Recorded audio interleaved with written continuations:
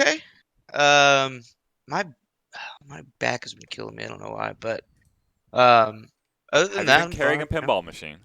I've not been carrying a pinball machine. I have like a gallbladder thing where I get like gallstones every once in a while. It makes my back hurt. It's really weird. But it usually goes away in a few days and then I'm good. But I don't know. So I've been doing that. But other than that, everything's same old, just working and everything else. I managed to go to Fort Worth last week where I was able to put up enough scores in the pinball selfie tournament to put myself in first place. There you And go. the question is, do I need to go to Richardson and Denton and finish first?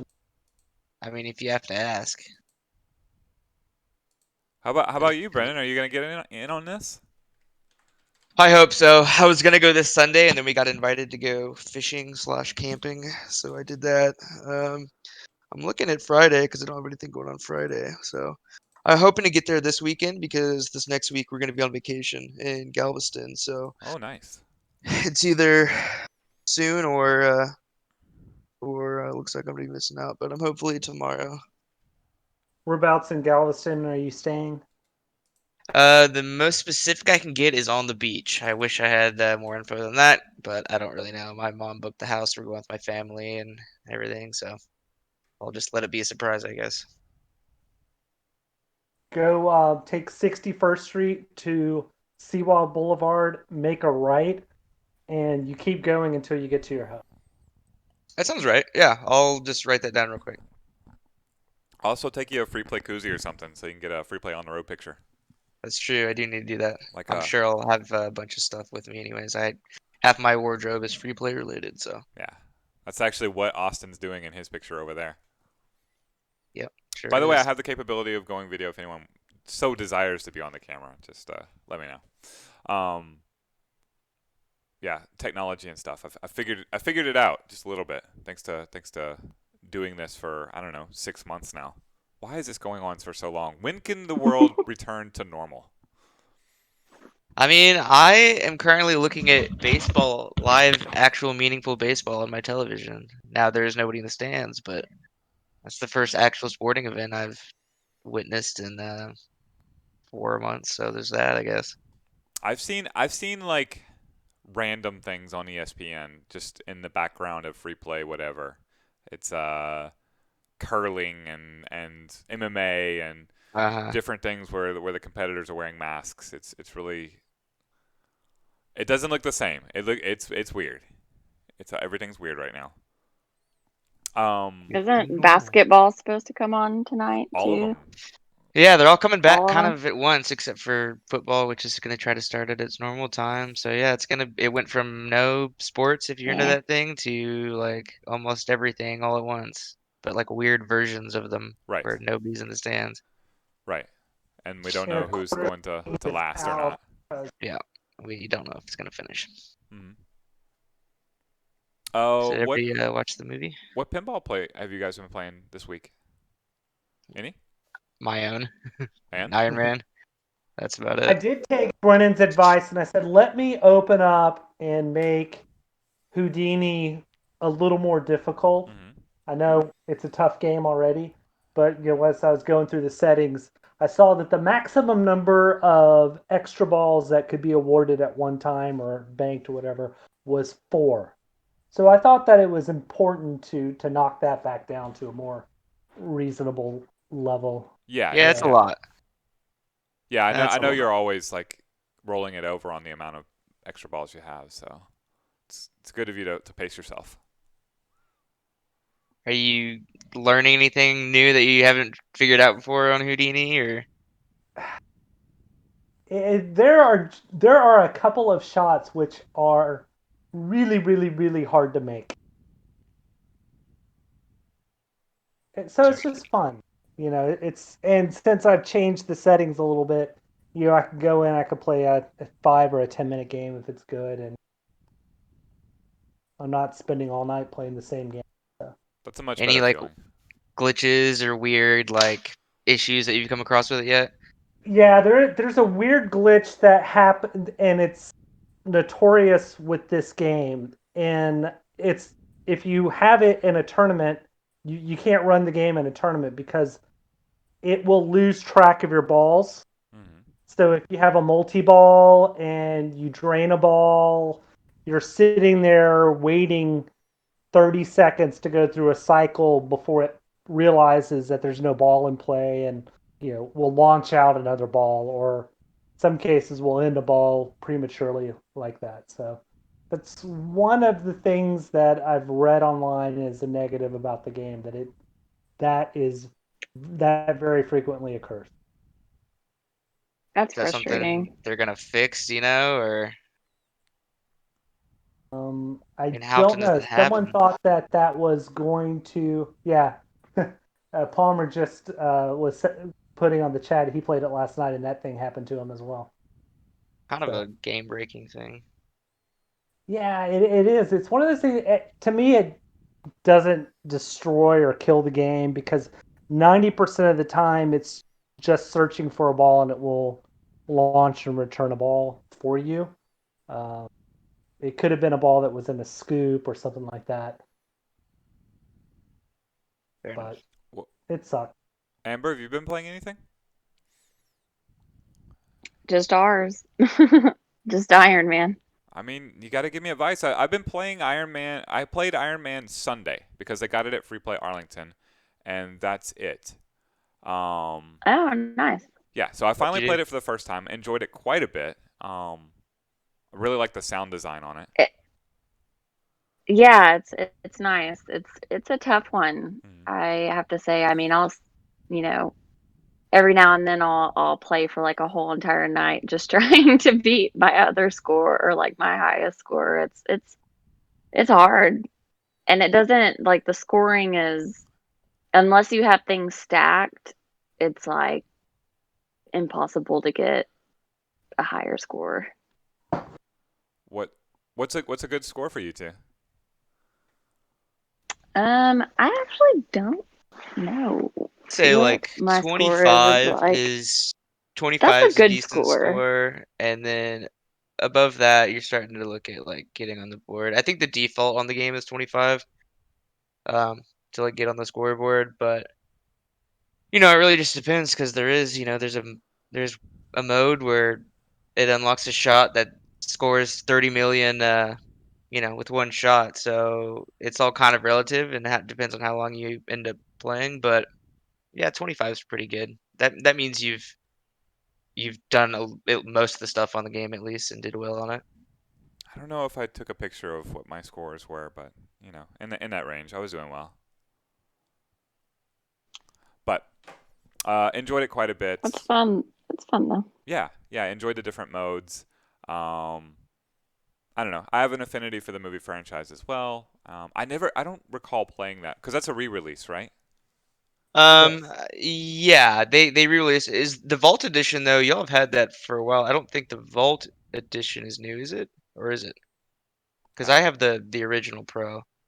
I'm not sure. It's a new machine. I remember seeing it come in the box like right at the beginning of the COVID outbreak. So Yeah. I knew we had it, and I knew we would get to play it sometime. I think, but I mean that's in some cases not true because I know they picked up Wizard of Oz because of my affinity for it and having always wanted to play it, and I saw they're I selling don't think it. it's ever gonna happen. So Yeah. He yeah. put it I up wonder. for So how sale. long have y'all had the Wizard of Oz sitting around? Yeah. Mm, I want to say last year, something like that. Dang. It was supposed to be a free play Dallas game. Oh, okay. I was like, it sucks they couldn't find a spot for it. Yeah, yeah. No, there's a lot of that. At this point, I just want an arcade Yep. to survive all of this. Yeah. So, I saw y'all went weekends only and everywhere but Richardson this week. correct, correct. Yeah, doing everything we can to survive. So, free play Arlington, Denton, and Fort Worth will be open on weekends, and Richardson is open right now. I was there earlier today. Yeah, I would say it's bittersweet. It's just bitter. Like, Yeah, I mean it's not sweet for anyone. I just want the best arcade ever to survive. I just want to like run pinball tournaments again. Um, I would volunteer myself as tribute to never play in any tournament again and just run them all for forever, just to be able to do it again. I miss it so very much. Um, We do too, for yeah. sure.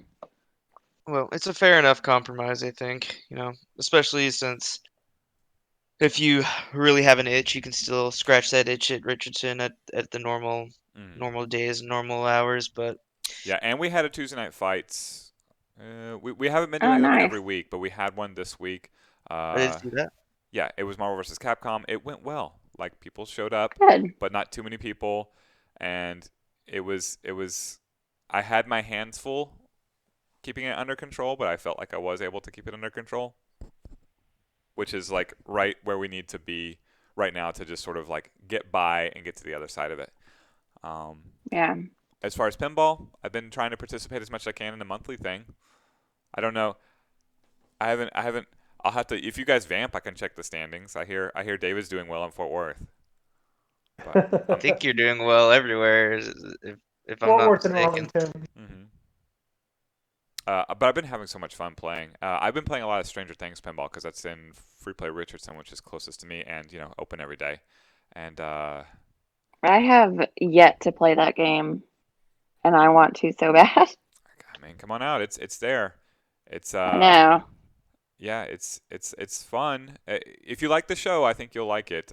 It's a very familiar table because it's a stern toy in the middle. The Yep. lanes and all the shots seem like Medieval Madness, Nice. or Attack from Mars. Like it just hit every ramp 3 or 4 times to activate the end mode. Keep bashing the toy in the center. You are right, Brennan. It is difficult to make the ball into the mouth of the Demogorgon. But that feels like a design miracle shot. It's not like you defeat those modes without hitting that awkward shot, and hitting it dead on seems like a wasted effort anyway. I've done it twice so far, and both times I was just like, oh, that's cool, but like, Yeah, I don't even know, it's not that big of a deal to me personally, but I guess if I owned it maybe and I could never make it, maybe I'd want to make it easier, but I think it kind of should feel or be special when you do hit it because it is such like a tight squeeze that you have to fit that into. So I don't know. I don't hate it I could as tell a you what's design what's element. more frequent is bashing the ball off the Demogorgon, having it fly up the table and land on a Yes. ramp or something like that. Yeah. Yeah, that happened a lot. And that was part of why it kept getting stuck when I played. It's because you're ripping it off that ramp and it's going flying, wherever, and sometimes it gets stuck between a toy or whatever. So hmm I can see that happening a lot. But I've been having a ton of fun with it. The sounds are all authentic to the show. The Stranger Things theme is great on its own, and hearing it with the pinball table, like I'm I'm I'm having a lot of fun with it. And a lot of the free play regulars, including a lot of the fighting game players, have been enjoying the heck out of Stranger Things pinball. Yeah, I That's mean that good. this is, if there's one time to if you want to look at the bright side about everything being kind of closed down and empty-ish, it's that me as a primarily a pinball guy, everything is a little bit more open, and so whereas normally the candy cabs are pretty packed, and it's to the point where there's usually kind of a line going, and Mm, it's now a lot more accessible for me to just kind of walk up and play and sort of yeah, no, practice a little bit against players who are typically a lot better than me, which is fun. Just seeing how it's good practice. It makes me better, and meeting everybody's new people. yeah, everybody's much more keen to bring new players in as well because we are so scarce and scattered right now that like I always said you can't be running people away from a 30-year-old arcade game as it is. But I think everybody's taken that to heart even more lately. So there's been a lot of hand holding, well, figurative hand holding when it comes to the game playing. And this is how you get better, and this is just more individual attention for the people who are there. Yeah. So you're saying that it was a bad idea when I was at Fort Worth last Friday night and I said to the only other guy that was playing pinball, "Excuse me, dude, I've been waiting to play that game." Which game was it? No, I'm kidding. I'm kidding. It's the only one I could imagine that happening on. Well, maybe Pirates. I don't know. Yeah. But Pirates can there's take a while. there's a there's a bit of a queue on Stranger Things, and it did take me a little while to let because I saw Riley out again playing Iron Man, so I had to wait for Riley to finish on Iron Man before I could actually get some games in on that table, but and enjoyed myself. Good. I think that's a good game, and when all this is over, I think that'll be an awesome game to have in a tournament and 100% agree. Yeah. everything willing. So why don't you introduce this movie we're talking about? Here, what? Actually, maybe I can. You vamp for a little bit longer, and I'll find a trailer for it. How about that? Okay, That sure. makes sense. So, yeah, just to set this up, I kind of mentioned this, just an offhand comment last week about, I don't remember exactly how it came up. I was Um, talking about people, and sometimes people playing pinball are on the spectrum. yes, yeah, actually, that is how it came up. And I was like, well, actually, speak of the devil, there's a guy named Robert Gagnon, and he's a Canadian player, and he's got a documentary about him called Wizard Mode. Um, and I remember, I think I've seen it twice now. It used to be on Netflix, it isn't anymore, but um, it's it sort of combines for me two things that I'm pretty passionate about. One of them being pinball, and the other one being autism. Um, that's kind of what I got my degree in, and I've spent a lot of time working with people on the spectrum, and I think it's a pretty fascinating disorder that we're still learning a lot about, and so especially when it comes to pinball, those two things mesh very well for Robert, in that his brain sort of works in a different way than a neurotypical person. He's sort of seeing everything at once, to put it simply, whereas the rest of us can only focus on sort of one ball at a time, or one sort of focal point at a time, and he can sort of see everything. Yeah, Um, I've got the trailer up now. I'll hit this button. Perfect. It'll cut you guys off so you can listen to the trailer. I've got it streaming on the Discord and on the thing. So here's the trailer. It's about 3 minutes long for Wizard Mode.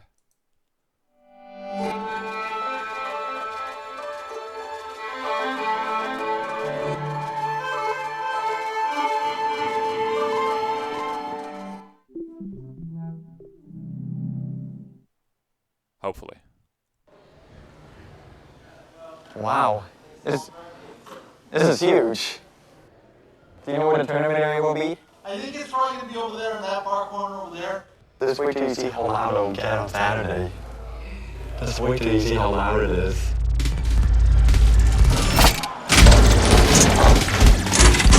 We are at Pinballers 2014. This is the A finals. We've all been playing pinball for an incredible number of hours. It's really hard to get multiple in this one, right?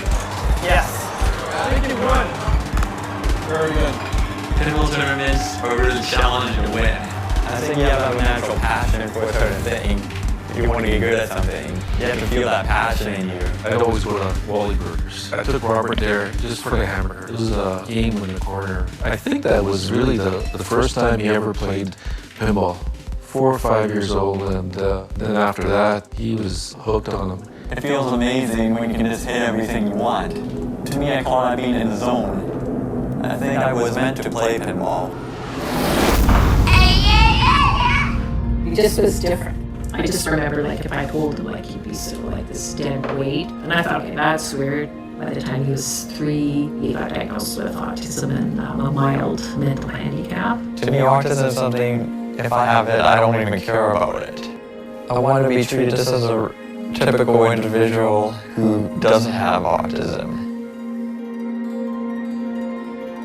Sometimes it seems like my parents don't feel confident with me being out on my own. Do you think you'd like to have a full-time job? I want independence. So that's why you need a job, too. Because, yeah, one day down the road, I'm not going to be around to help keep an eye on you.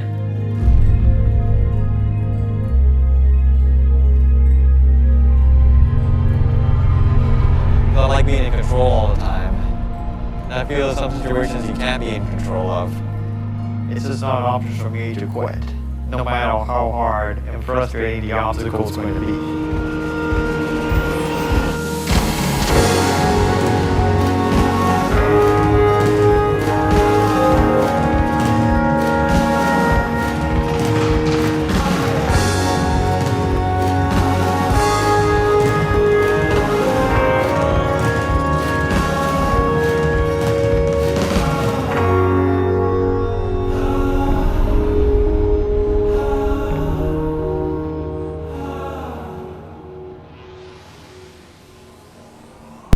So good. Such a good documentary. Yeah, there's your documentary the trailer for the documentary Wizard Mode. The Vimeo original thing is accurate. You can stream that for free without any kind of account or anything on their website. So Awesome. Well, I that's thought there awesome. was somewhere to watch it for free. I knew That's you could good. rent it, but yeah, yeah. You can also buy it at different places, but it's Vimeo's production. So they uploaded it for free on their site, and I checked the whole thing out at like 2 a.m. last night. So yeah, I watched the whole thing and what did y'all was think? Yeah. I I was surprised at how much I could relate to Robert and his trials and tribulations because I think that's probably part of the movie or part of the point of the movie. That's definitely the point of the Yeah, it's movie because definitely. I felt the same way. Yeah, it's not just that I can relate to it's some of the things that he says that strike a chord with me like he's stuck being 15 inside, right? I've Hmm. I've Yeah. many times said that we're all stuck being 15 inside. We're all that's who we all are.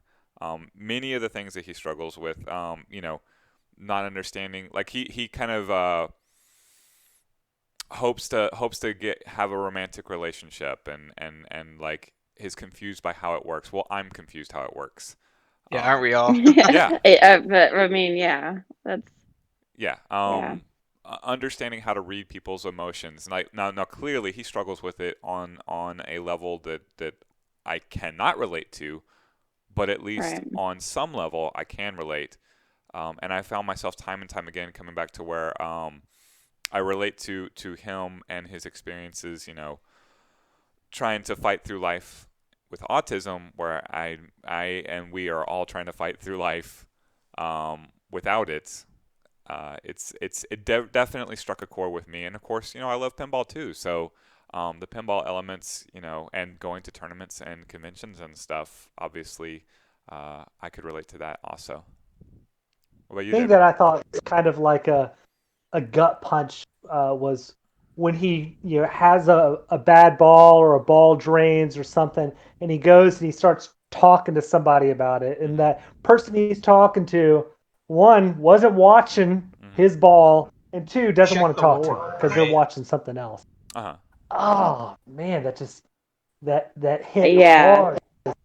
That Yeah. I happens cried multiple throughout the whole times. entire thing. Yeah, that's the part that frustrated me too, and to Uh, some extent I get it, because most of them were competitors. They're trying to focus, and he doesn't, he doesn't really get it. He doesn't know that they weren't watching, or he doesn't understand that he doesn't they understand those probably, social cues. yeah, aren't in the mood to talk or whatever. But at the same time, like a lot of those people were just so like abrupt, and I don't know. It just makes you sort of you know sort of just appreciate the community we have at Free Play too, because everybody here's so welcoming and is always there to have a good time, and nobody's taking anything too seriously. But he got a lot of like blank stares and sort of one word answers that he just wanted somebody to be like, oh, did you see that, and be kind of excited or disappointed with him, and they weren't having it. I'm really excited to talk to you about this movie, Brennan, because of your background with studying autism. But like,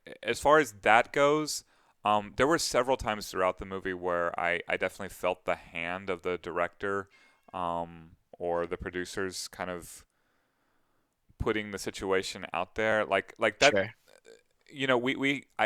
I do believe we have some players on the spectrum throughout free play and in our community. Almost Um, certainly. Yes. and yes, and Yeah. I would agree. I know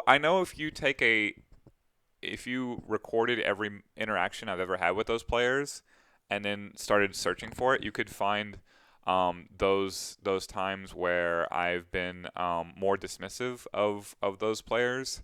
Not because I am dismissive of those players, just because, and like I don't understand dealing with people. I'm a pure amateur. I'm just trying to treat everybody with respect and on an even in an even way, right?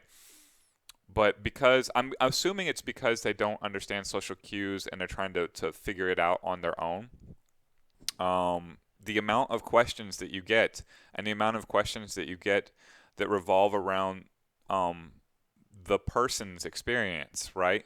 my game, a game I played, a game I own, something like that, is just limitless. So there's you answer the first like 30 of them, and then eventually like you have to kind of wander off. And I know someone in particular like that I just advise people like at some point you have to like disengage, and he understands, and he moves on to the next person. At least I think he understands. But Sure. I don't know. I don't know. Yeah. Yeah, there's Well, I nothing love that guy. wrong with I that. love him. Hmm. Yeah, I mean, he does, Yeah. and I and mean, again, yeah. there's it's why it's a spectrum. Is that there's people like Robert, and then there's people who are more severe. There's people who are less severe, and you would never even know that they have a diagnosis. And I think that's just part of it, and you have to realize. And yeah, I agree that I'm sure that there were plenty of very positive, very you know pleasant interactions between Robert and some of the other competitors that were not added in there because they're not quite as exciting, maybe. But yeah, there did seem to be a lot of the particularly sort of brief, maybe even like slightly rude interactions where they clearly were not interested in talking to him, whether or not that was for pinball reasons or other reasons. Um, but yeah, I mean, you just have to realize it's not. You don't have to treat them any differently than you would treat anybody else necessarily. If you want to have a long conversation about various sort of personal specific things and understanding that that's something that they might be very interested in and you maybe not so much. Well, that's just socialization, period. You know what I mean? You're gonna have Yes. conversations like that with anybody where maybe you aren't super into whatever the conversation's about, but it's clearly the person who you're talking to is very interested in that. That's a good feeling. And so, in some regards, you can't blame the players that Robert was trying to reach out to specifically because truthfully, they did not see his ball. They're focused on another game or whatever, and he doesn't necessarily understand that that's an awkward topic. There's not much people can say when you're like, "Oh, did you see that?" Oh, no, actually, I didn't see that. Sorry. You Well, know what I mean? I think he's also so highly functioning too that people just don't realize that there is something off. I don't know. Yeah, Or perhaps. I don't know. When I was growing up, I worked as a bag boy, and there was another bag boy at the store who had autism. And this was before Rayman because I'm an old guy. Uh-huh. And it was like, what is it with this guy? It's like, oh yeah, he has this thing. It's called autism, where he does things differently, and he's repetitive. But I mean, the guy drove a car, right? Is that whole type of high functioning, but he had the STEM activities that he would do and things like that. And Yeah. yeah, Yeah, I mean, I've just one of the cool parts of the movie was when he went to New York and he hung out with the guy and played pinball at the laundromat place. And that's the cool thing, right? I think that's kind of cool to see those types of relationships exist. And that's what we think about with. Yeah, that's Mac DeMarco. It's a Mac DeMarco. pretty Yeah. known sort of indie artist, and so that was very cool of him to reach out. It's a fellow Canadian, and so I'm not exactly sure how he heard about Robert, but I, yeah, that was a really cool scene, and that's also for most people on the spectrum can be just the most overwhelming situation you could imagine is a loud concert packed with people.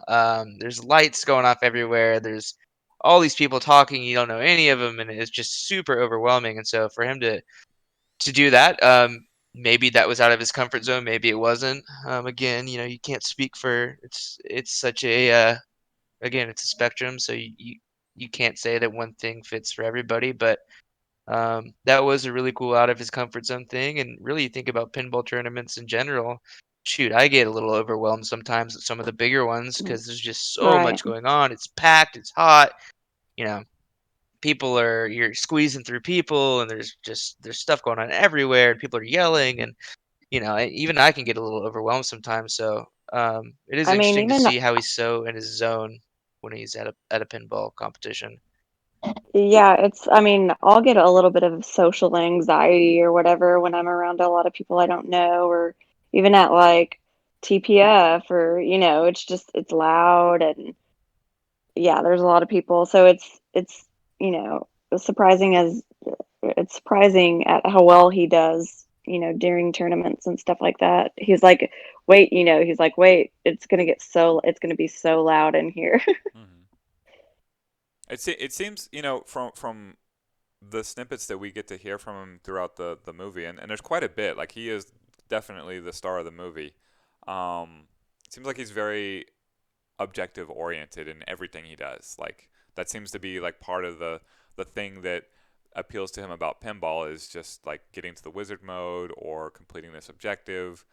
In every single thing, he seems very like the things that he does. Like, it seems to be like if it has a clear objective, then he can be dang good at it. And if it doesn't, then he tries. That's how he tries to cope with his autism, is to sort of like objectify it. So like there's a whole portion which hit way too close to home during modern times, during 2020 times, where he's trying to understand hugs because he likes hugs, and so do I.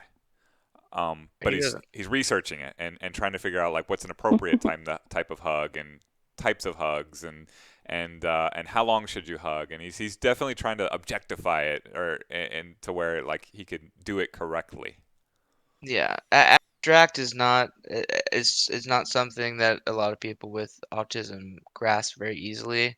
What was Um, that? You kind of broke up there. That word. things that are abstract are Gotcha. just not always the friend of somebody on the spectrum, and Hmm. he says, even in that trailer, he says like I like to be in control, and he feels very in control when he's playing pinball, which is understandable. It's one concrete goal, and that is to get the highest score you can get, and to beat whoever you're playing against, and that's kind of it. It's a world under glass, and you sort of understand that, but you realize how much of our day-to-day lives and how much of socializing is very abstract, and it is sort of second by second judgment calls, and that you know if the tone of voice makes a big difference in what people are saying. There's no handbook, there's no rules for how you socialize, and a lot of us just learn that naturally growing up, and people on the spectrum do not learn that as naturally, and they have to really sort of learn it themselves, that like you would, math or science. Just here are sort of here's how this goes. You don't hug people for too long. Well, why don't you hug people for too long? Well, because it's hard to explain, but it makes some people a little bit uncomfortable, and it's just, well, why? Well, just it's just at some point it hits an abstract wall, and that's the hard thing. Yeah, another thing that he leaned towards was giving people high fives, and again I thought like Yes. there's a very clear objective there. You touch, you Yep. high five somebody. It's clear what you should do, how you should do it, and then when you're done, both people smile like you've made somebody Right. happy in a very like clear. This always leads to that sort of way. Yes, you just Right. socialized without fear of doing it wrong. Hmm. So his parents too are sort of the other stars of the documentary. They're incredibly patient and Phenomenal. understanding. Hmm. Yeah. I've known and a lot of parents that they remind me of, and I've known a lot of parents who they don't remind me of, and who really struggle with having children or relatives on the spectrum, and they sort of just struggle to see things and understand, and they are definitely some of the best, most patient parents who truly just want the best, and Hmm. are also willing to understand that some of this he's gonna have to do on his own. He's going to be uncomfortable, frustrated. He's gonna feel bad sometimes, but he's got to kind of work through it himself. They do a good job of helping him be independent, um, Yeah, as that much as Yeah. they can. Which when is they're the willing to. ultimate goal. Yeah, that is the ultimate goal, is to be independent. But When they go the extra mile, they go completely across country, the extra mile, or across another country because they're right, Canadian. yeah, Yeah, no, time and again you see that, whether it's having all the pinball machines, which I assume they like as well, but it's not clear in yeah, it's definitely not clear. the movie. I mean, and it doesn't need to be. It's Robert's story. Sure. But yeah, like Robert, doesn't have a job for the majority of the movie, so you know paying for his trips across the country to compete. Like it's a very being one of the world's, top 20 ranked players, not it doesn't just mean you're really good at pinball. It also means you get out to all these tournaments and everything else. All right, it's not a cheap thing. I wouldn't assume. No, not at all. And his parents support him and bless him for doing it because I imagine this is like the thing that like he identifies with the most. Like it's it must be cool and bittersweet at the same time to have your son, your son's had autism all this time and like now he's got a thing, but he's really got a thing and he's really, you can say my son's one of the world's best pinball players, but then also my son is struggling to learn to drive. So it's Right, right. Boy, was that scary. Watching him like cross the traffic and Uh-huh. like, oh my god. Yeah. He seemed nervous too, but he ultimately did it. I wonder if he's gotten better at it now and he's maybe tooling around town himself. It's possible. Definitely nothing that says you can't drive if you're on the spectrum. So hopefully he's mobile now. I do remember running into him at TPF 2 or 3 years ago. I didn't really know who he was at the time. I hadn't seen the documentary yet, but I remember specifically watching him sort of talk with some people and converse with people, and just sort of, at that time I was still working in the field of autism, and just he sort of caught my eye a little bit, and he was in the players area, and I thought that was cool that there was somebody who appeared to be on the spectrum who was playing in this, and it was like at the last day of the tournament too. So I was like, oh, he must be killing it. And then I later realized, oh, wait, I know this guy. I saw him at TPF. Um, Another thing that really sort of struck me, and because this is such a, it's hard to say that this documentary is about pinball because I mean it kind of is, it kind of isn't. Um, yeah. Pinball is just well, a benchmark in his life. it's sort of the engine behind it, but it's more about him and his life. You won't It's learn how to be just a good pinball player by watching no, this no. movie. No. It's not an instructional video or anything. Plus, you But it could also learn doesn't to do what he does. it also doesn't feel like a forced on narrative like say the King of Kong does. No, no, it's not forced at all. It's more of just a sort of a life study, and with a hint of pinball as opposed to a, this is all about this one goal, and that's why the ending was so awesome in my opinion. But it Yeah, but it it does need shows to end there. it shows his struggles too. It shows he's not always winning. Despite the fact that he is extremely good at pinball. He has, all these disadvantages, but his disadvantages are somewhat of an advantage when it comes to pinball and the way that he sees things and processes the world. It also shows him losing and him sort of struggling while doing it. He doesn't take it well. A lot of people obviously wouldn't take losing and being that close, and we see it at Monday Night Pinball tournaments. Some people do not like losing pinball Yeah. games. I mean, it's Very very neurotypical relatable. people that struggle with it, but he really takes it so hard because he has this ultimate goal. He wants to, he wants to win Pinburg. He wants to win everything. He's very competitive, and seeing It's how he sort of it sort of breaks him for a little bit, and how his parents are there to sort of comfort him, but he's a hard time working through it and just understanding that this is going to happen. There's only one person can win. I did my best. What can I do better? It sort of puts him in bed for a day or two. Yeah. Yeah, but that yeah, it also motivates him to pick himself up and do it again because he wants to be the best. So it's kind of nice in that aspect. I don't, this is sort of like why I like to see people play these games and get better at the games is this sort of journey of self-discovery and self-control that can help people who are not on the spectrum. You don't get as good as Robert is at pinball. You don't get as good as Robert is at anything without failing. And like Robert seems to understand this. Someone's told him. I think he understands it inherently. That like Yeah. you try and you fail and you try and you fail and that's ultimately you might succeed. Like he's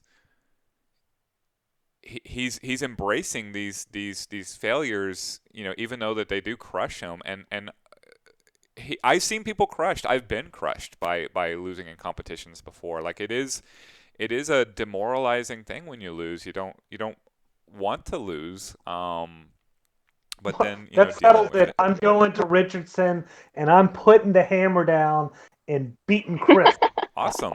Like no, it's a learning experience, and you get better because of it. And as he's trying to kind of find objectives, ways to quantify things in life, since he's having trouble with the abstract.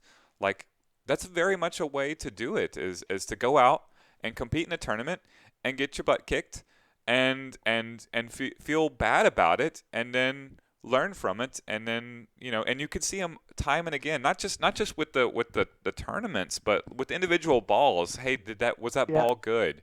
I think I could have done better. Did I do something wrong? Like all the right questions. Like he's playing the game. He's playing the game earnestly, and he's asking all the right questions. Ultimately, he's learning because of it. And then he says, "Oh, I don't play this game that well." Like, yeah, I've heard that nonsense Yeah. from plenty of Yeah. people off the We've spectrum heard that too. from everyone. Like, I For sure. don't, this is my first time playing this game, or, you know, this game sucks because I don't know how to play it well, or whatever. Mm. Yeah, no, I didn't find any of his.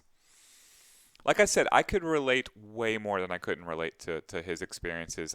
There was nothing that he said that struck me as, well, that's extraordinarily weird for someone to say. No, I've seen all of these type of reactions. Maybe it's heightened in his case, but I've seen all of these reactions throughout my time as a tournament organizer, not just in pinball, but in all games, in all things. Like some people, as you said, they don't take well to losing. Some people, and he does. I didn't even think he took it extraordinarily hard, with the exception of like what we see him in the hotel room later, right? Yeah. Yes, he's dwelling on underperforming away from the scenario. But other not than making like, finals, not making finals of A division at Pinburg. Okay. right. Yeah, I know. His bar is set so high too. It's But with Yeah. reason, he's one of the top ranked players in sure. the world. He knows he can do it too. Yes. Right. But we see him like have a flippant curse word after losing a ball in a final. Oh yeah. Uh-huh. How many times I've done that? Like I mean, we've all done that. yeah, it's not Yeah. like it's not everything he does here. It's somewhere in a way in which I can relate to it. So yeah, I very much appreciated what this movie did for me to help me kind of take a step back and think about the plight of somebody who's autistic trying to live in the real world.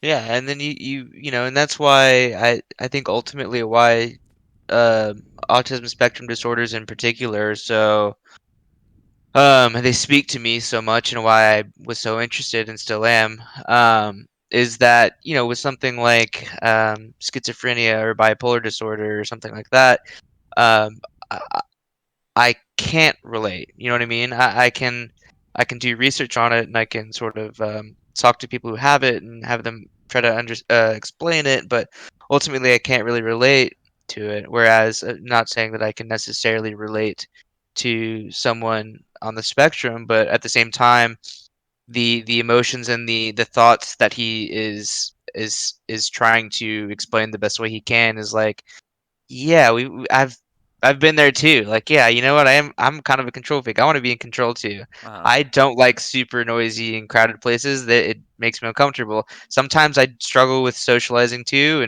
and misreading social cues. Is just everybody's been there. You know what I mean? It is something I can kind of relate to, and you can sort of understand and be like, you know what, dude, it's okay. It's all right, Robert. Don't worry. We all, we're all like that sometimes. Don't I don't know take that it too hard. there are so many times where he says something about putting down himself, and I just want to, as someone who's seen it so many times in the arcade, I wanna walk Yeah, up to him and be like, oh no, it's all good, Robert. it's all good. Yeah, Let's go play another game. You can kick my butt at this. yeah, exactly. Right. Right. So, but he clearly has had a lot of really, really good Clearly, he's Obviously had a lot parenting, therapy. training, yeah, therapy, definitely. So he's got a solid support system, and he I'm sure quite literally couldn't have done it without them. Um, I just I don't want to. I mean, What's should we spoil anything? Like I don't know how we're doing this. This is more of a review necessarily, so maybe not. But I mean, we're talking about history too. He's one of the world's best pinball yeah, you players. could look this up. I don't know. But Spoiler alert yeah, from I mean spoiler Yeah, alert. whatever. If you spoiler plan on alert watching if this and you don't want to be anybody. spoiled, then take a I don't see why 2 minute knowing the break. ending is going to Yeah, affect I your don't think journey it through would. this movie. I ultimately, in the back of my head, think I was like knowing how this was going to end. But that being said, it totally didn't have to. You know what I mean? Nothing says that he had to win Papa. Hmm. That was not obviously that was not a guarantee by any means. But I think the way they set it up with him giving that, which is by the way an incredible achievement for someone on the spectrum to be able to give a large speech like he did there at that That's maybe conference. the most impressive thing he does in the entire movie. It's very I very mean, very that impressive. takes a lot of That's guts hard for for like anybody. Yes. somebody, not on the spectrum to So stand up and, incredible. give a give a speech. So yeah, that was. I forgot about that Just part. the way that I the way that they phrased it. Go ahead. I was terrified that we were just gonna see him break down and walk off the stage. Like Which that's could have happened. a Yeah. terrifying thing. Like I spent we talk he talks about the anxiety of doing all this stuff. I felt the anxiety before I went on the air today. Like Sure, Right, I right. can relate, and there are not thousands of people watching like there was for him there. Yeah, no, I totally relate, and good on him for sticking it through. that was just a very like as sort of like a ooh like wow okay I did not see that coming type thing the way because you sort of expected to see the way that they ordered that where they're showing him giving that speech and he opens it with I'm Robert and I'm a world champion in pinball and you're like wait a second did I miss something like did they not show that and then they immediately cut to funnily enough Bowen Curran's sort of as the announcer while he is playing his final ball on I don't remember the game but um, and being announced as the champion, and just the look of just pure joy and elation on his face, and his dad saying he's going to take him out for lobster or whatever, just cracked me up. But just what a perfect ending. And then he goes to a party too, and he's just again, which is not a situation that a lot of people on the spectrum would go to voluntarily or enjoy, but he's just got a big old goofy smile on his face, and he's just like on cloud nine to have sort of you know accomplish what he set out to do. Which again, it's a documentary. This is not scripted. He could have very easily gone to Papa that year and been knocked out in the first round or something. But I thought it was just a perfect like cherry on top ending to an awesome movie. Hmm. So what's your background with this? You said you studied it. Yeah, I have. So I graduated in 2017 from UNT with a degree in applied behavior analysis. Hmm. Which is the most prevalent therapy for autism spectrum disorders. It's basically the simplest way to describe it is it's just a way to um, sort of tweak behaviors in a more positive way, and so it's really great for things like potty training, things like learning to tie your shoes, learning to do the dishes, um, identifying words and numbers and colors. I mostly worked with younger kids who were nonverbal. Hmm. So that was, sort of a challenge in their own, is that a lot of them have to use an iPad to communicate, and but it was mostly about teaching life skills and teaching how to be independent and learn sort of important things that we take for granted. Um, Are you still in that Again, field? no, I'm not. I work for a different company now. The biggest reason why, and I still would be, is that it requires a master's degree to do anything that's going to make you a living enough to live on. Hmm. Like pay And over $7.25 right, an hour, which is so so crappy. But yeah, anyway.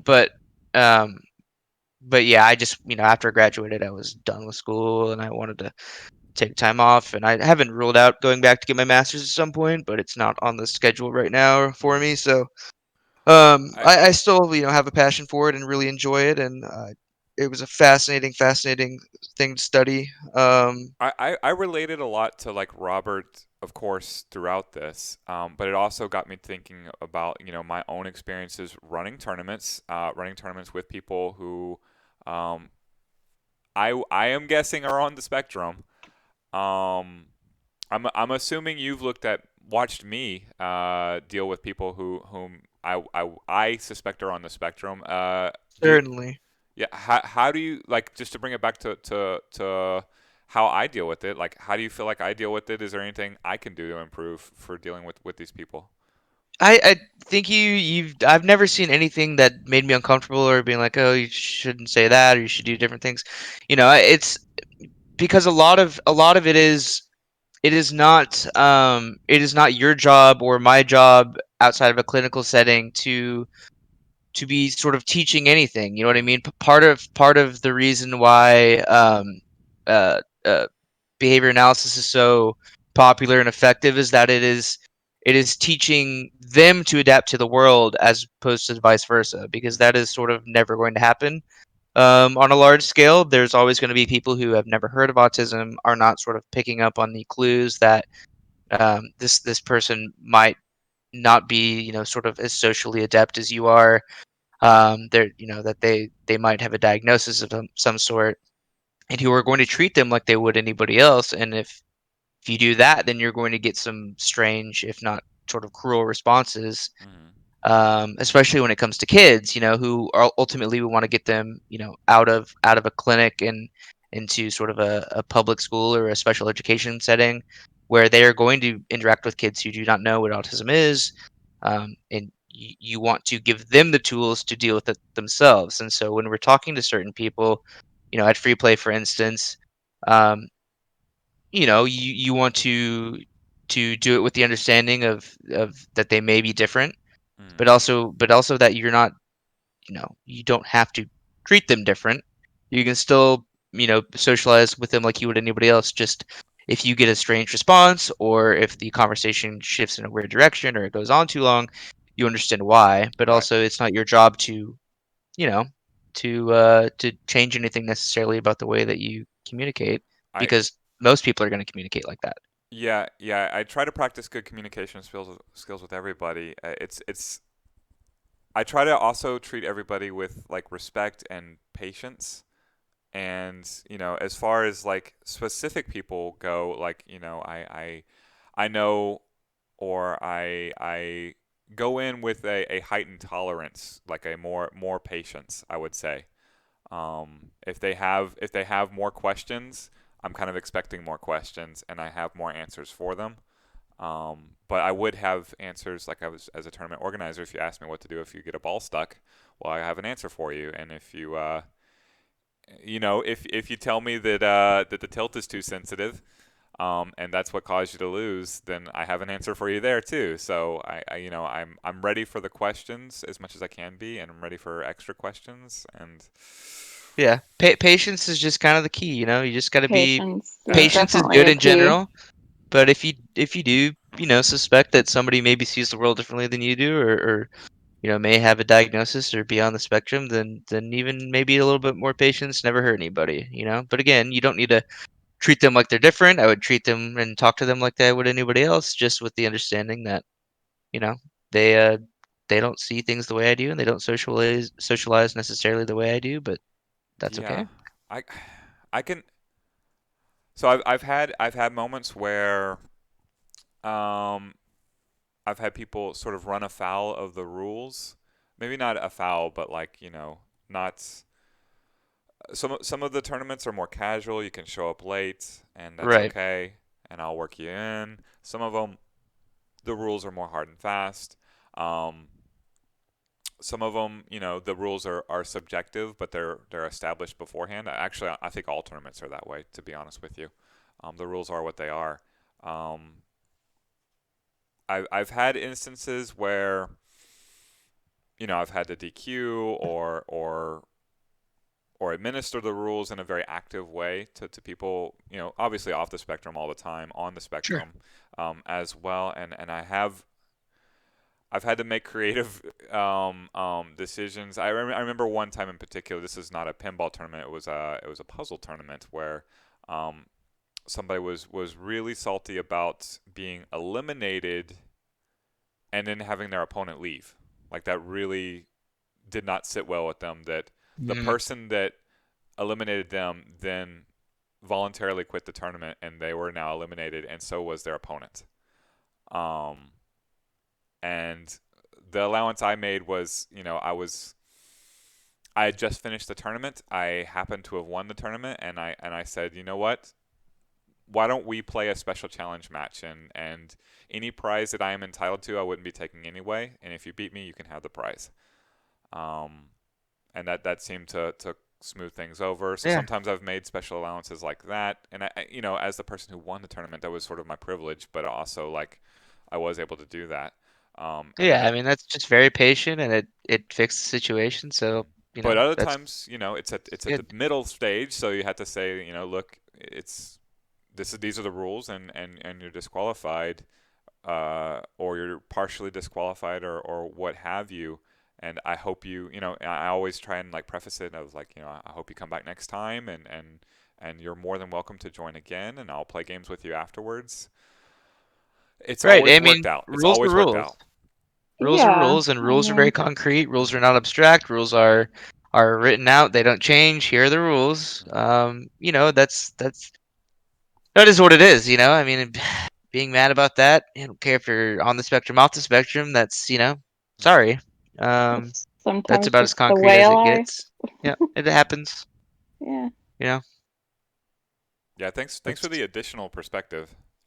yeah. I mean, it's just you sort of realize how prevalent it is too. Every year the diagnosis rate goes up, and um, we're still trying to figure out why it's almost it's like 3/4 of the diagnosis are male. It's rare for females to be diagnosed. It's again, it keeps going up every year, and so is that a matter of us expanding our diagnosis criteria, or is there something else going on? We still don't know what causes it. It's It's still the such a new power field. lines. It's the Yeah, power it's lines. the 5G, it's the There's flying something in the monkeys. water. Oh my Yeah, goodness. so it's but it's probably a little bit of Oh, everything in terms of we used to when they first figured it out, you'd basically just be thrown in an institution, or everything was mental retardation. That was it. That was your diagnosis. Hmm. No matter sort of your symptoms, if you were a little that off, was then it. that was then and off you go. But so we're still learning a lot about it, and hopefully it becomes a lot more normal for people to sort of understand what autism is and We we what it haven't looks like and how you can help sort of acclimate people like that. we haven't really talked about this aspect of it. You kind of started touching on it, and I interrupted you. And it's something that I struggled with, as a child watching Rain Man, and also like under like hearing the term was idiot savant back in the day, and it, Uh-huh. it just sort of Mhm. like a perception that autistic people gain superpowers in different one specific scenario. In Rain Man, it was Jeopardy, correct? He's very very good at trivia. Uh, you could argue this is Robert in pinball. Can you elaborate on what is what is happening, and is it how much is it a thing, and how much is it just sort of like bias of like he happens to be a champion? So I mean, it's not because when you think of savant, that we usually associate that with sort of like intellectual pursuits for the most part. Like they're really good at math. They can remember every date, Hmm. something like that.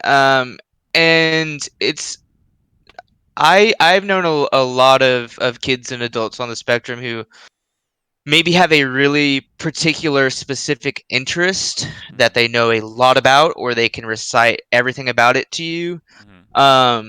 But it's Like not a garage necessary. doors or Yes, something garage like that. doors, ceiling fans, things like just Yeah. strange things that you sort of never would think about. But um, but it's not necessarily a superpower. It's just that they're very, very, very into it, and it sort of consumes their free time. That is their entertainment, is researching these things, looking up these things, watching these videos, and you know, repetition is Very a big fixated thing. on it. Yeah, That so was my perception of Robert too. Is I didn't see him doing anything.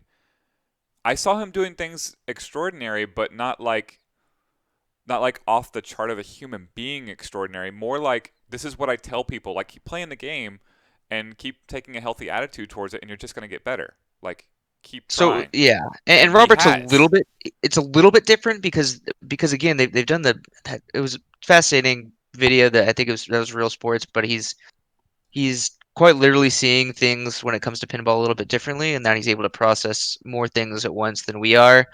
That being said, he also plays pinball for hours a day and knows, everything there is to know about him, and knows exactly what the rules are, and the sort of optimal order to do things in. Whereas, a lot of us just kind of play every now and then, or we play in tournaments and everything, but it is his passion. It to some extent consumes him a little bit, and but it's more of a fixation, in some cases an obsession. Whereas, I've known guys who can recite almost every Disney movie word for word without having it on. They can just The Lion King, and they can just start from scene one and just go through the whole thing, and including all the songs and everything, stuff like that. Hey, And so it's not pizza dude's got necessarily 30 that. seconds.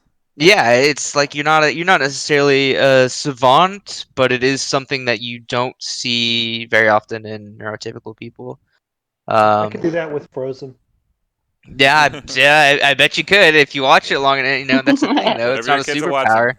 It's like you've seen Basically. it. He's probably literally seen The Lion King, 200 times, and so it's like it's not a superpower. He's really, really into it, and so Yeah, yeah. Actual savants are very, very rare, including whether you're on the spectrum or not. But yeah. Even his technique of watching like the top of the table. Like one thing I've noticed as I've played pinball over the years is I've come to realize different levels of like comfort in how the ball is moving. When I first started playing pinball, and taking it in some way seriously, my obsession was with nudging the table and how could that possibly impact things.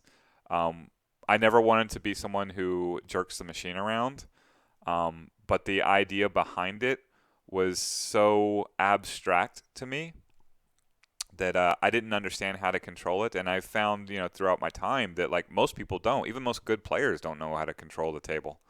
it's fascinating, definitely. Yeah, but like as I've like forced myself to learn, thank you for the link, slap save. Um, as I've forced myself to learn, like the ball movement has started to make sense. The spin of the ball makes sense. How it reacts when I miss a shot, like how it reacts when I hit a shot is confusing to me because that never happens. But like when I miss and the ball reverses its spin, how that's going to impact it bouncing off slings and everything.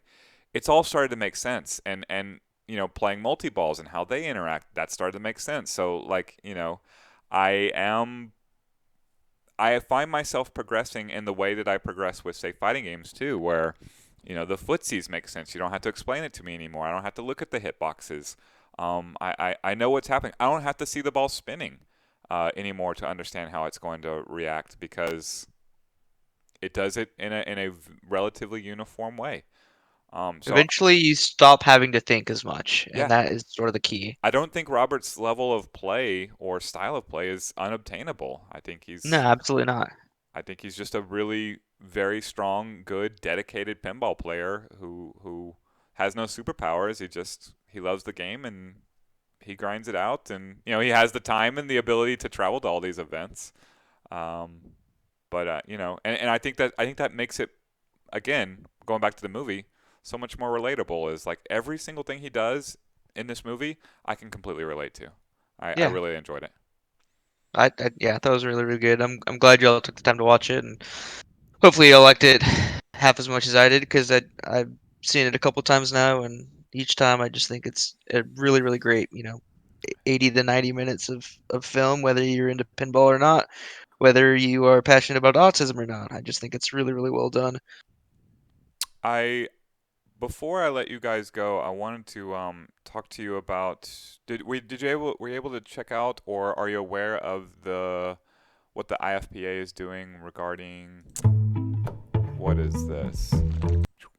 Yeah, you sent me that earlier. I was working. I didn't get a chance to get into it. Yeah, this is IFPA challenges, Oh, challenge matches. Are you guys familiar with this at all? I'm I'm not. not. I am not. It looks like they're applying the chess ELO system to challenge matches, like official challenge matches. And the rules are a bit murky. Like you can play in any way you want. You just sort of agree to challenge somebody else, and then you report the standings on match play. I believe that's what it is. David, are you familiar with this at all? Just a little bit. Yeah, me too. I- Just a little bit. Yeah. It looks like this is in lieu of having, tournaments, because one-on-one play in some fashion is obtainable, even if it's just David owns Metallica and Austin owns Metallica, and they can play on their own machines and say, I'm challenging you, and this is the match, and go at it. The rules are left kind of openly murky, and they don't count for the typical IFPA points. It's a whole separate ranking system. They're going to have some sort of prize in the end that doesn't matter because none of us are going to win it, and nobody associated with us is going to win it. Right. This sounds like a system. This sounds like a system rife for gaming as well. So that I'm not too concerned about, but it is an avenue to have people play competitive pinball again. So how do you guys feel about that? And how do you guys feel about how it might pertain to like arcade gameplay? Because I am looking to get people playing games again. I think it's cool. It obviously relies on the honor system, Mhm. but it's better than nothing. And as long as you're not taking it too seriously, uh, and that's part of the pinball world I've never really understand is there's a lot of people who are positively obsessed with their ranking and where they are and their points and everything, and they don't go to things that don't involve points or aren't worth very many points, and Mhm. I've never been like that. I don't really get that, but so people like that, maybe that's not for them, but for people like me who mostly do it for fun and for the sort of the competition, yeah, that's great. And you know what, if somebody cheats or plays twice instead of once or whatever. I mean, it's kind of whatever, but a little competition is better than nothing, and it seems to be sort of the best we have. Um, so why not? David, you're running the league. Do you have thoughts on this? I think the idea of me playing my Metallica machine against Austin playing his machine, there's something about it that just seems a little bit off because, how do we know whose machine has a different pitch and things like that? And Yeah, ultimately we you'd don't always, know. right. And, technically you would think that, oh, okay, we're going to have things dialed in exactly the same. Mhm. Yeah, that would be the weird thing. It's like, oh, okay, well, Sparky on my machine, I downgraded him so that you only have to hit him 5 times or 6 times instead of 12 times. So that's the weird part about that. That it doesn't really excite me, Mhm. and because it doesn't involve rankings, because I'm one of those types of people that I'm snobby about my pinball rank. So it's not just worth my. Mhm. Yeah, I just yeah, and But that's if just part of anybody it. wants Yeah. But if anybody wants to play me for some cold hard cash, let me know. Oh wait, Gambling's illegal gambling. at free play. No. It's I'm so I want to play again. Like I want to play with my friends again. I had Tuesday night fights. I want to do it in a relatively safe way. As safe as I can. This is potentially an avenue.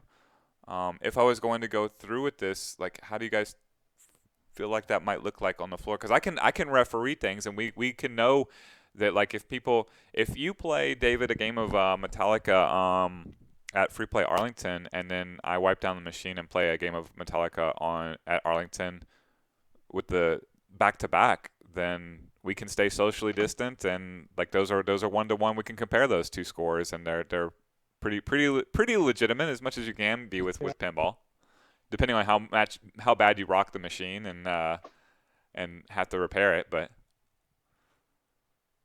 I mean, that's I because feel like I mean, part of it is like you could do that before the IFPA thing, right? You know what I mean? You could do that I anyways. could, and technically, I have match play. I could just run a three strikes tournament. It's not Yeah. illegal. I just it's I don't want to. I don't want to right now.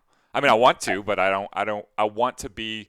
I want to try and straddle the line as much as I can of continuing to be as safe and respectful of the rules as I can, of this new reality we're in, with also, like, we're open.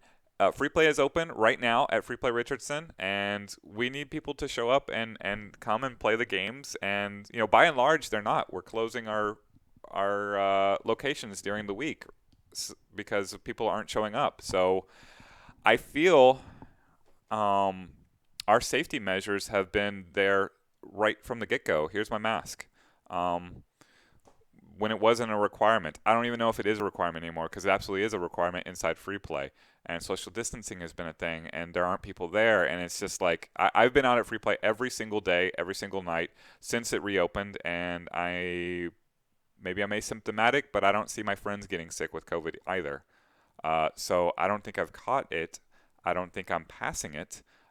We have had incidents where people, because we're in Texas and there's an outbreak, and we have had incidents of exposure. You may recall that Denton was closed down for 5 days due to someone getting exposed to COVID. A peek behind the scenes, they were carpooling with somebody who had symptoms and was later diagnosed positive for COVID-19. They all drove in a car together, multiple employees, so they couldn't field an entire arcade like without having somebody who was exposed. They all got tested. They all wore masks while they did it, and nobody tested positive. Like, anecdotal evidence, I know, but it's working. So yeah, I would think. Yeah, go ahead. Sorry.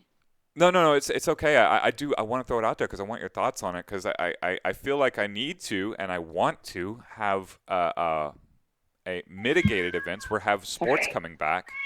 What are you guys comfortable with? Not necessarily saying, I'm asking you this because you got to come out. Maybe you guys don't come out at all. Maybe you guys do come out. But for some people coming out. I mean, I think if you're, if you are going, frankly, if you're going to an arcade right now, even with the mask on, you have to have some level of confidence to begin with. Hmm. So, and at that point, that's the biggest part, is that some people, that's just off the table for them. Hmm. Um, Which is fine. you know, but yeah, that is fine. But if you are one of those people who is comfortable with with the mask, um, then I guess maybe every other table, or you don't play the same game if it's right next to each other, and you maybe have like a, I don't know, so like a Clorox wipe type thing, or Hmm. just hand sanitizer that you use before every ball, and you just do it that way. It's kind of, again, this is just so cliche now, but the new normal is going to be whatever we make it, and whatever people are most comfortable with, and what seems to be as responsible as you can be. So I'm Well, open to suggestions. as the brain trust of pinball in free play, what do you guys? Because if I'm going to run I could run a night full of these challenge matches, right?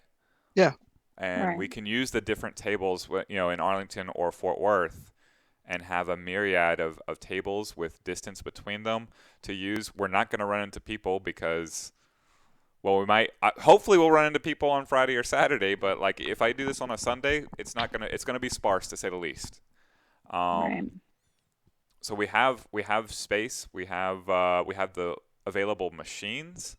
Um, So, how might Chris, I what practically you'd go want about to that? do would be you'd want to maybe do almost like pick on Monday. We'll do a bunch of like challenge matches on Monday So at Rich. well, we're closed on Monday now because of Uh, lack of attendance. But yeah, Sunday, yeah, something like that.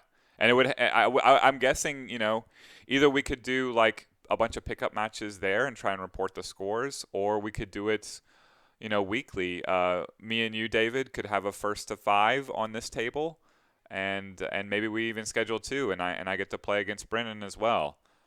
Just try and schedule some sort of like long-term round robin where we're coming and playing matches as we go, and then report the scores. I mean, there's room for creativity here. Nobody. This is uncharted territory, so Hmm. you know, whatever sounds the safest, easiest, with the fewest kinks, and the most sort of true to competition, then I have no qualms. Hmm. I don't have an issue being in free play as long as I got my mask on and everything. I feel pretty comfortable with it, so Hmm. Yeah, that's just my as long as, that's my prerequisite. simple precautions are being taken care of, which you guys have done a great job at doing. Free play has. Yeah, no, that's eh, I mean, it's free plays at this what point. Free plays, well, it always smelled like cleaning fluid anyway, and now it's like or so basically some absurd. fabuloso. I mean, and like Yeah. all the cleaning fluids available for players, like if you're playing a fighting game in Richardson, then it's tradition for the fighting game players to like clean the console for you at this Oh point. yeah. Um, Yeah. I mean, that's in addition to the state recommending, and we do this. We have someone who goes around and cleans all the consoles every hour.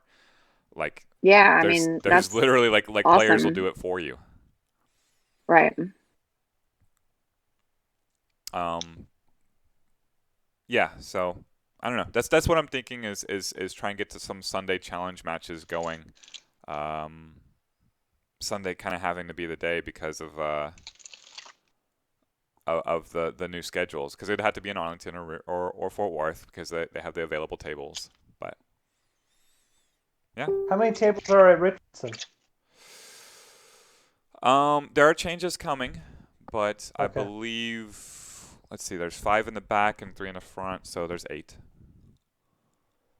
Plenty. Yeah, 8. They're kind of tight. Yeah, Richardson is, I don't know.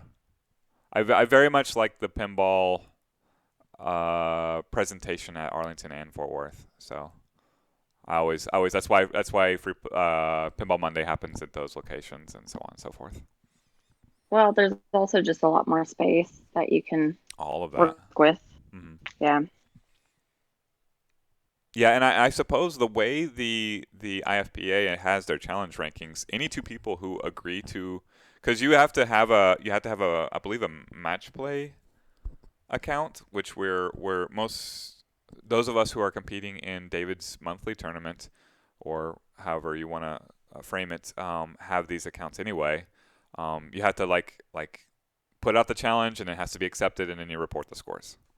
So there is a barrier of entry there, but once you get that done, it's pretty easy to do, and anybody could technically do it. If they want to meet up on a Tuesday at Richardson and all fight it out over Jurassic Park, then they can.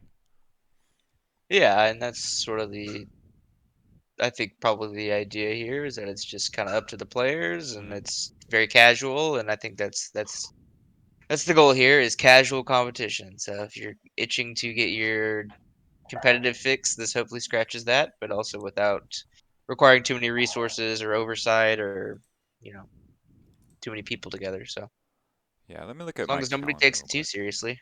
Yeah, let me know tell me what day next week I'm coming to Richardson, Chris. Well, I'm moving, so I'm there every day, but I'm moving August 1st, so my entire next week is going to be question mark question mark. I mean, I'll if I'm going to be anywhere, it's going to be at Richardson, and I can tell you where I am this weekend. Tomorrow I'm at Arlington. Saturday I'm at Fort Worth. Sunday TBD, but probably one of the non-Richardson places since I can go there. Sunday the 9th we're doing a Super Turbo, a fighting game tournaments. The 23rd we are as well, so right in the middle there. Yeah, I could do Sundays. I can also. We have some things coming up on Saturdays. I think Sunday is the day to go. Sundays works best for me too, because I usually have hockey on Fridays and Saturdays. So Sundays are probably our best, I would say. Mm-hmm. Let's see, the 16th then. All right, I'll try and throw something together for the 16th, some kind of structure based around this challenge system, and I think we'll have to like set our matches beforehand, right? Probably. So and that way maybe I'll even insist upon approving them, so it's not. No, I don't think that's necessary. Pinball is such an individual thing when the games, because they're not influenced. Like if I David, if you and me play Super Turbo right now and Brennan bribes me $100 to beat you as quickly as possible, it'll go swiftly. And it won't be necessarily a rewarding experience for either of us. But pinball, it's totally different. I could play my best game and you could play your best game, and they might be way disparate scores, but it's still it can be a lot of fun for both of us. Yes, if I were to play you in Super Turbo, I would not have fun. Right. Well, I could reframe it in a way in which you might actually have fun. But yeah, if it's just Brennan egging me on to say, hey, go beat David as badly as possible, which a lot of my ne'er-do-well fighting game friends don't know their own strength sometimes. Then yeah, that's not fun. That's not fun, and that's not something I like to see or promote for that matter. That's why Tuesday Night Fights works the way it does, where I pair amateurs to amateurs and so forth. And that's why Three Strikes tournaments and Swiss tournaments work so well, because if you start performing poorly, then here are the other people who perform poorly. You're all still in the tournament, and you all get to play games together until somebody gets to win. And then people show up and beat Kevin Rodriguez in the first round anyway. Just random luck. The way the ball bounces. All right, guys, I got to drop off. I have to eat. Thank you so much for joining me. Thanks for this little extended version of Pinballers. Not sure what we'll talk about next week, but we'll figure it out in the chat. All right. And thank you, Amber, for joining. Hey, thanks for having me on. I appreciate it. It's always nice to talk with you guys. Yeah, do you mind making this more of a thing? Yeah, no problem. Yeah. We very much want to have a woman's voice in this. Shannon has had internet issues since her move to Louisiana. Yeah. Or yeah, wherever it is. I don't mind doing that at all. Yeah. All right, thank you so much. Absolutely. Yeah, if whatever I can do to help. 100%. Yeah, I'll get this clipped and uploaded and everything else. Thank you, Brennan, for hosting and recommending this movie. Yeah, no problem. I'm glad everybody seemed to enjoy it. I think it was a really good movie. Yeah, are there any other good pinball movies we should be watching? I've seen one before that was a documentary more about just straight pinball, which I also enjoyed. I enjoyed it so much I don't remember the name, but if we're looking to do something else like this sometime, then I can dig that up. Sometime maybe. Although I don't want to volunteer to watch a bad movie. It's definitely not a bad movie. It's just more about sort of the history and when pinball was illegal. Oh, you know what? That's an interesting subject. Yeah, no, it was definitely interesting. Just not as much as a like personality type thing. But right. Yeah, sounds good. We can do some any ancillary. If you know any bad '80s movies where you're trapped in a pinball machine, we can watch that too. I'm sure I can dig something. All right.